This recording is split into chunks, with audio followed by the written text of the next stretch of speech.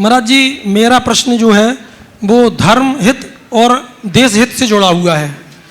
वर्तमान में अभी कुछ महीनों बाद देश के लोकसभा चुनाव और विधानसभा चुनाव कुछ प्रांतों में होना है, तो हम अपना जनप्रतिनिधि चुनने में क्या ध्यान रखें जिससे कि देश हित भी सध जाए और धर्म हित भी सध जाए। वर्तमान में हमारा जनप्रतिनिधियों में जैन समाज का ज़्यादा योगदान नहीं है, तो उनके लिए हम जनप्रतिनिधि चुनते समय क्या सावधानियां रखें। नमोस्तु महाराज। आपका सवाल देश की व्यवस्था से जुड़ा हुआ है। जनप्रतिनिधि के चुनाव करते समय हम क्या विचार करें, किन बातों का ध्यान रखें। मैं तो सभी से कहता हूँ, जनप्रतिनिधि का चुनाव एक बड़ा अहम फैसला है, क्योंकि हम जैसे व्यक्ति को भेजते हैं उस व्यक्ति की जैसी नीति और विचारधारा होती है, वो जैसे पार्टी का प्रतिनिधित्व करता है, देश की व्यवस्था उसी के अनुरूप बनती है। मेरे देखे 4 बातों का ध्यान रखना चाहिए।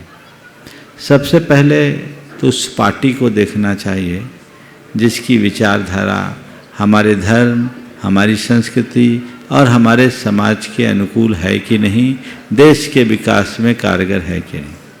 दूसरे चरण में उस व्यक्ति को देखना चाहिए जिसकी खुद की व्यक्तिगत छवि कैसी है, चर्या कैसी है, सोच कैसी है, प्रवृत्ति कैसी है। ये बात को हमें गंभीरता से विचार करना चाहिए। अगर अच्छी पार्टी में भी गलत लोग होंगे तो वो गलत काम ही करेंगे, तो हमें ये देखना चाहिए कि वो व्यक्ति कैसा है। तीसरी बात, हमें अगर आज के समय में चूँकि पूरी तरह से जनमत की बात संख्या के आधार पर है, तो तीसरे चरण पर हमें ये भी देखना चाहिए कि कोई व्यक्ति हमारे सामाजिक, धार्मिक और सांस्कृतिक हितों की पूर्ति करने में कितना सक्षम है। यदि वो उसे पूरा करता है तो हमें उसे सर्वोच्च प्राथमिकता देनी चाहिए।